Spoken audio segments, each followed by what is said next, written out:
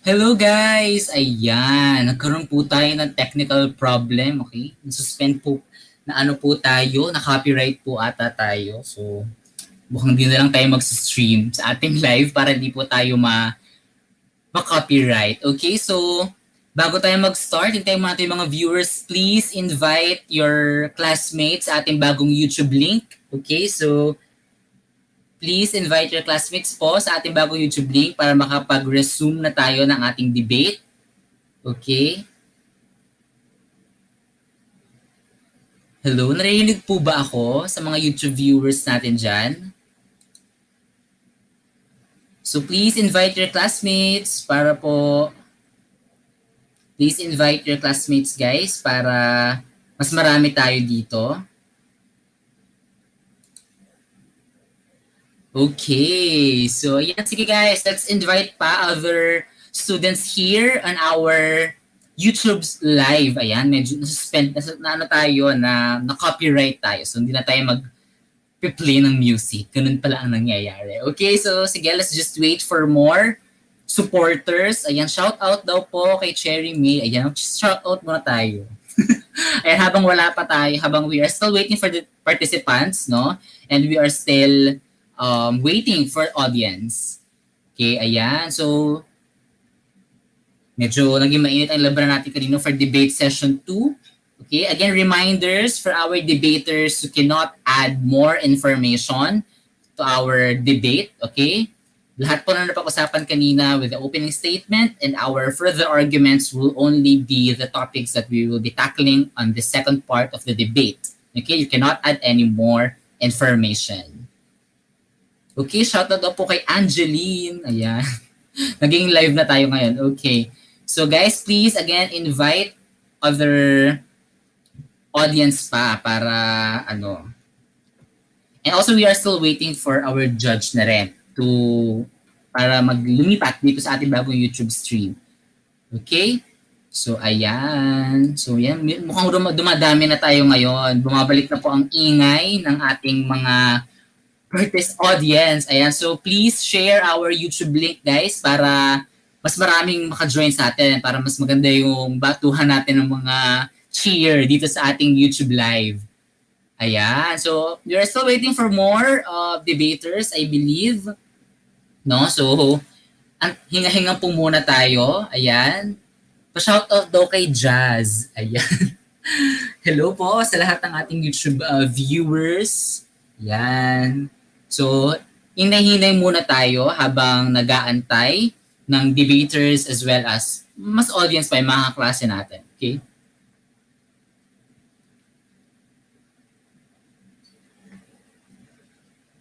Okay, so ayan. Dami ng chat ni Chen. English, English, English, English daw. Yan. Asan na yung ano? Dami supporters ng English. Ayan. So, actually, sa totoo lang kanina, sobrang ganda ng mga arguments. Ang ganda ng mga nailatag. Very tuloy-tuloy ang ating debate kanina. Napakaganda, magagaling, at talagang nakakakilabot. Sa totoo lang, ako kinakabahan ako. Kinikilabutan na rin ako. I'm sure all of our audience as well ay kinikilabutan na at kinakabahan, di ba? Kasi grabe, napakaganda ng mga batuhan ng arguments. Very nice opening statements and arguments. Rebuttals, napakaganda. And kung meron nga lang sana time, more time, di ba? Mas maraming sanang rebuttals. Same as with the debate session 1, di ba? Ang ganda rin sana. Marami rin sana tayong pero again, we are limited by time. So, ganun lang. Kumbaga, ang naging challenge dito is how can you express your opinions in just a short span of time. Ayan. So, go English, you are a gem, sabi ni Manuel. Wow. Sabi naman ni Chen, tapusin na natin dahil pa-assignments. So, yan. Mamaya na, doon na kayo na ating debate. Last session na tayo, second part na. Ayan, todo cheer naman si Marjorie ng Go English. Yan. Sabi naman ni Miss Akor, with great power comes great electricity bill. Totoo. Di ba? Practicality talagang ganun ang nangyayari. Okay, so let's just wait for more audience. Ayan. I believe our debaters are already here on our stream. Ayan, maybe we can start na. Ayan. Ready na ba yung mga YouTube viewers natin? Handa na ba kayo sa matinding debate ulit? So for our second part of the debate, handa na ba kayo? Ayan. So, ang dami mga cheerers. Oh, grabe. Okay. Ayan. Okay, so we are now back with debate session 2. Kahit may technical problems, lalaban tayo, no? We are back again just to sort of recap. So we have BSc English versus BSc Math. BSc English taking the affirmative side of the binary grading, which is our topic, and BSc Math taking the opposing side. Okay, so again, our topic is binary grading. So, kayo dyan sa mga YouTube, huwag kayo mahiya mag-express ng inyong opinions or ng insights nyo with regards sa ating debate topic. For sure, alam ko marami kayong nasa isip. Okay? So, ayan. Okay. Since now our judge is already on our YouTube live, we can now go back to our debate proper. Okay. So, again, reminder, we cannot add any new information. Now, for the rebuttal without adding any new information for 3 minutes, we will be starting with the affirmative side.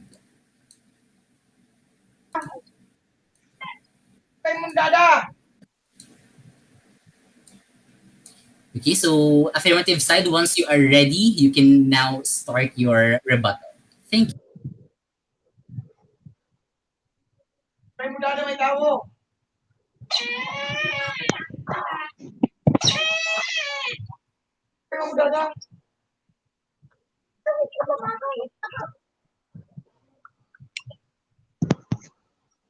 Hello, good afternoon.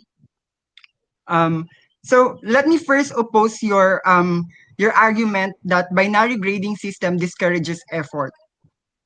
Numbers are not distinction of efforts.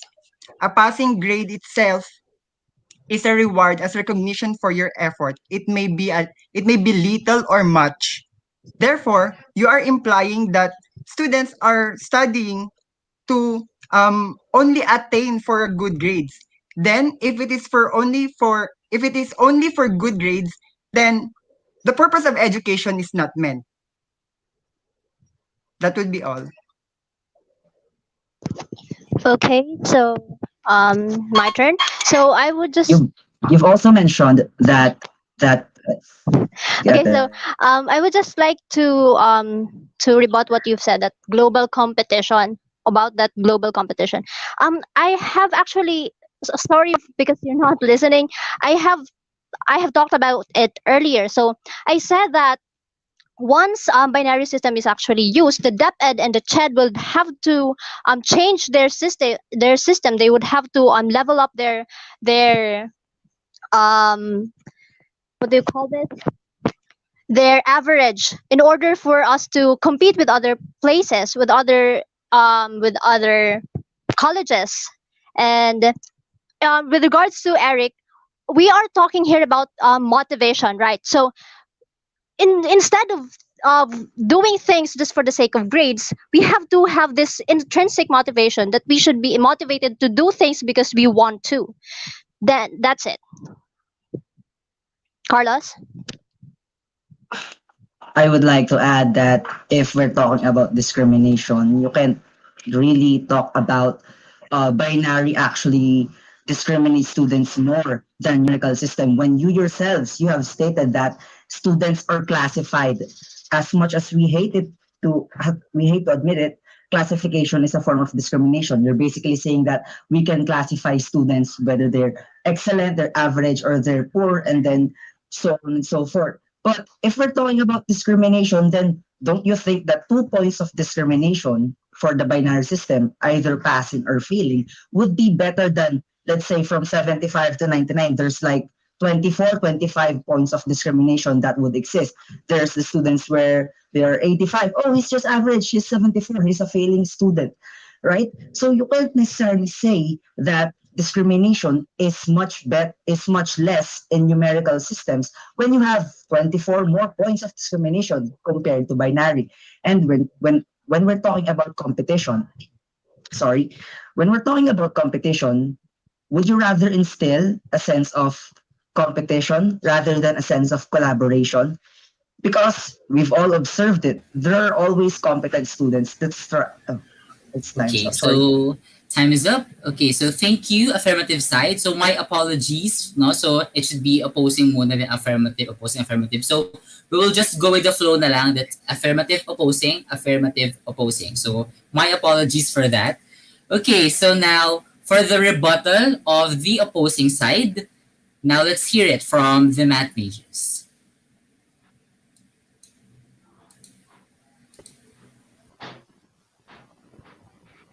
Okay, so I will start first. With regards to the DepEd and CHED, which has to change standards in their educational systems, you're mentioning that one of the changing standards is the binary grading system. I think DepEd and CHED has already made the move because ever since the K to 12 curriculum has started, we have changed the standards. They have changed the standards of the education, not in lowering but in making it greater, so that there are many better persons that will graduate in the future. And also, I want to point out something about earlier you have said that taking risk to study other things will be seen if the GPA weighs not much, if the GPA is not being prioritized, instead using binary grading system. And it has to do also with the motivation of the students. Well, you're not very sure if the students will really take risks to study other things. What if he or she is just slacking off? So the next one, I want to point out also the purpose of education. Uh, do you really think that I do you really know that what is the purpose of education? I think there is a misunderstanding with what you have said earlier in the affirmative side. Because the purpose of education is to build better persons that will make the society better. One of the purposes, I mean. And if that is so, I think your argument earlier, or your rebuttal earlier, doesn't make any sense if you only want to point out that if the grades matter, if the numerical grades matter, the purpose of education is not achieved. That's all. So for another, let me clear what I have said before, kanina na it's not discrimination. I'm saying it's not discrimination. We're not implying discrimination. It's just knowing that something is not equal, knowing that every student are unique, knowing that students have their own understanding and they are not the same as to others. And with the binary system, grading system, we remove that understanding of their uniqueness. So that's all. Okay, saktong-sakto. Time is up. Thank you. Thank you for the rebuttal, opposing side. Okay, so medyo umiinit na po ang laban. Ayan na, nagkakaroon na po tayo ng mga arguments and all. Same with, habang nagkakaroon ng arguments ang ating debaters dito, nagkakaroon na rin ng arguments ang ating YouTube viewers. Ayan, so just be respectful, guys. You can freely share your opinions, your insights, di ba? We are open for opinions and insights. Ayan. So, mukhang nagkakainitin na tayo, no? Ayan. Ayan na, marami yung nag-agree. Yung mga natatawa na lang sa YouTube natin. Okay, so, okay. So, now let's have we have now the rebuttals for 1.5 minutes for each side. Okay? We have rebuttals for 1.5 minutes for each side. Take note, debaters, you only have 1.5 minutes for this rebuttal. Okay, so again, we will be starting with the affirmative side.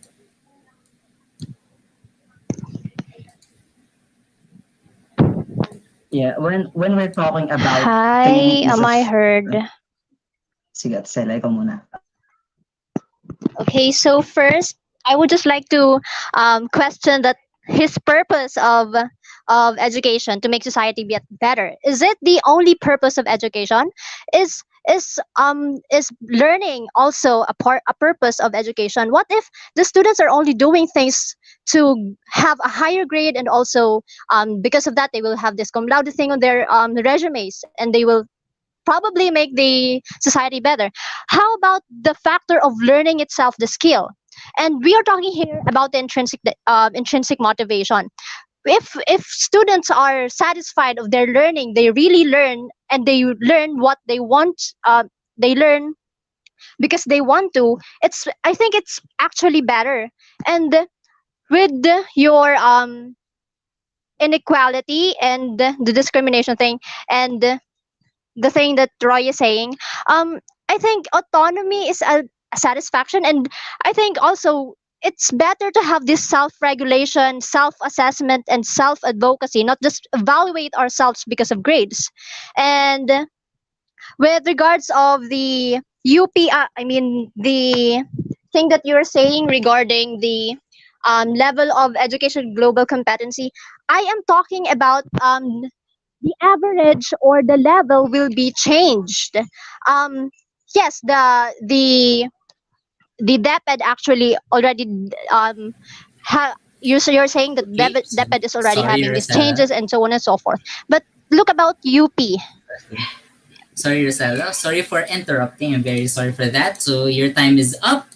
Your 1.5 minutes is up. Okay, so guys, unti-unti na pong umiinit ang laban. Ayan na, magkakaroon na tayo ng maraming comments. Ayan, sabi nga ni Karen, yes, intrinsic motivation really plays a significant role in education and one's progress. Ayan, so grabe, naglalabasan na ang mga natin. Okay, now to have their final rebuttal for this debate, let's have the opposing side.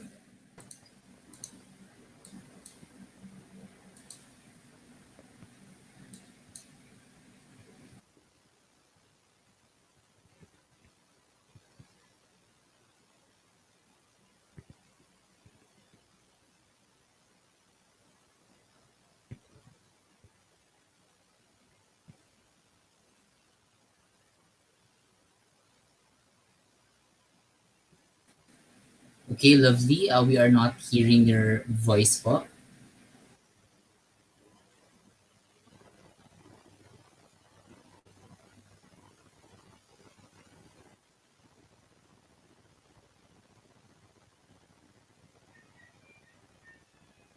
Okay, so don't worry. Our time limit will only start once our debaters started to talk. Okay, so that is our rule for all the debaters. Okay, so lovely.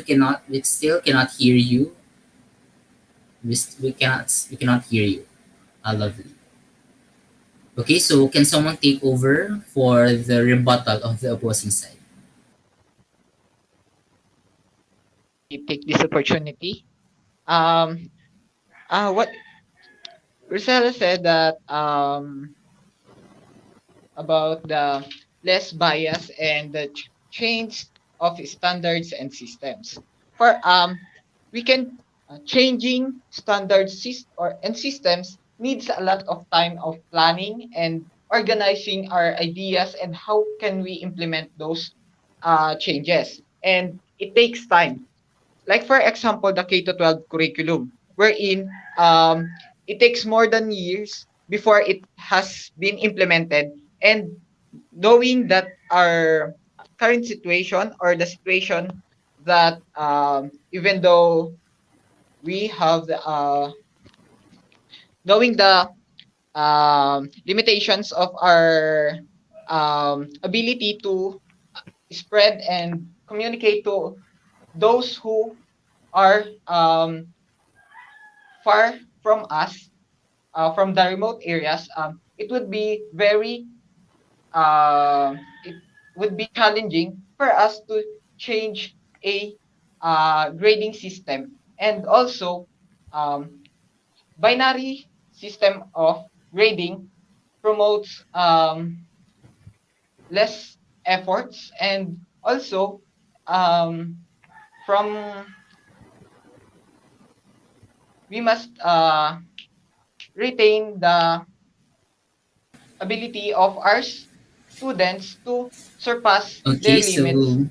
so sorry for interruption, but your time is up. Okay, so thank you, affirmative side and opposing side, for your arguments. Grabe, I couldn't agree more with all of your arguments. Sobrang ganda ng argument, sobrang ganda ng batuhan ng opinions, no?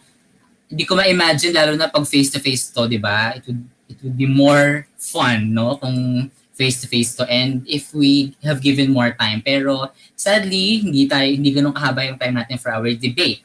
So now we will end this session, this debate session with their closing statements for 3 minutes. Again, our debaters will end their stand to close their stand to final for their final spills on regarding their stand. You have 3 minutes for your closing statement.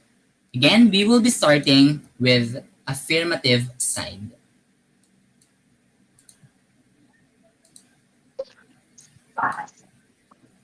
With the presented arguments, grades are more likely to reflect the student's demographics, access to technology, access to academic support resources, and other things. But and their mental and physical health than their actual learning in a given course or semester. For these reasons, grades cannot be trusted as accurate measures of student achievement. And if we care about rectifying educational inequities, then we must interrogate and alter our grading practices. We should always assess our students' quality, not quantify them based on the grades that they are able to put up.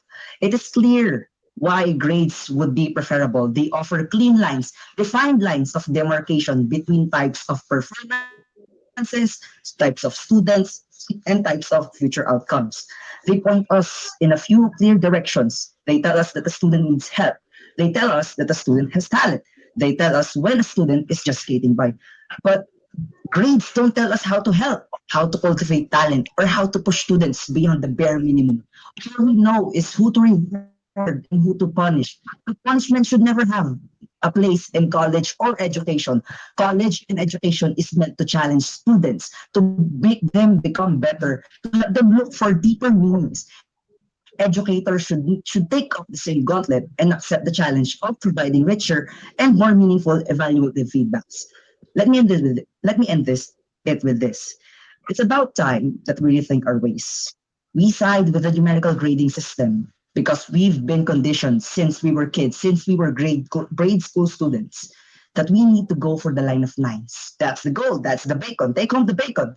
But is it really what we want to be remembered for? We should always remember education that educates starts with quality, never with quantity. That is all. I hope you all have a good afternoon.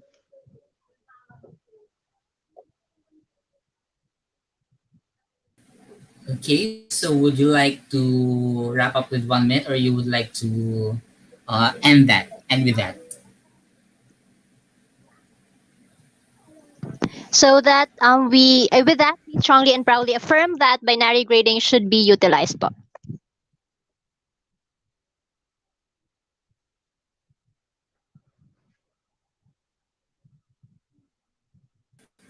Okay, it seems like it will be the closing statement for the affirmative side. Very well said. Thank you so much, uh, affirmative side. Very nice arguments. Okay, now let's hear the closing statement for our opposing side to finally close their stand for this debate.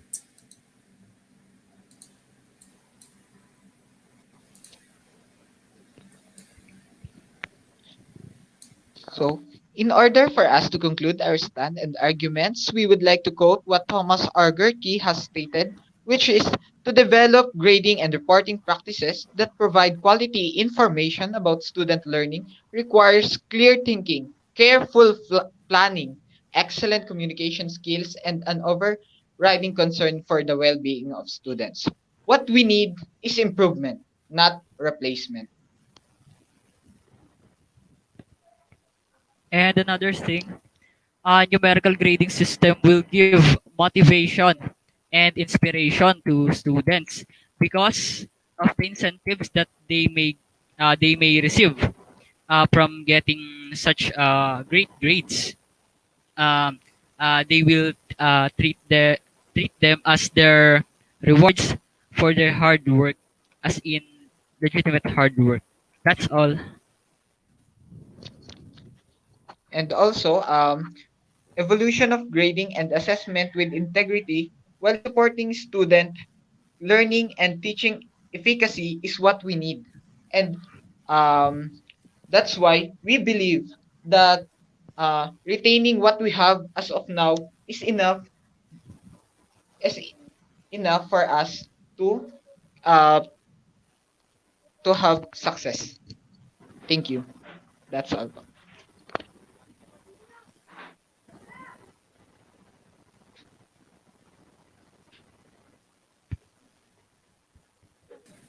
Okay, so would that be all, opposing side? Yes. Uh, Okay, so thank you so much for the opposing side. Grabe, I know all of us, ako, lahat ng nasa YouTube ngayon are very amazed on how these debaters prove their point. Grabe. Yun na lang masasabi ko ngayon. Grabe. I'm imagining if this would be in the face-to-face at mas masaya at mas magulo. No? Pero, yeah, I mean, that ends our debate. And actually, I have no idea who will win this debate. Whoever won will really deserves it. No, lahat, everyone from debate session 1 to debate session 2, parehong magagaling. I mean, kung sino mang manalo, congratulations. Kung sino manalo, congratulations because all of our debaters did great. Okay, so again, once again, thank you to our debaters. And actually, that ends our elimination rounds for debate. Congratulations again to all our debaters. You all really did a great job. We will be announcing the winners within this week. So please stay tuned on our social media pages. Our final round for debate will be on March 25. Once again, thank you everyone for watching, and this has been your Kuya Roy. Thank you everyone, and congratulations!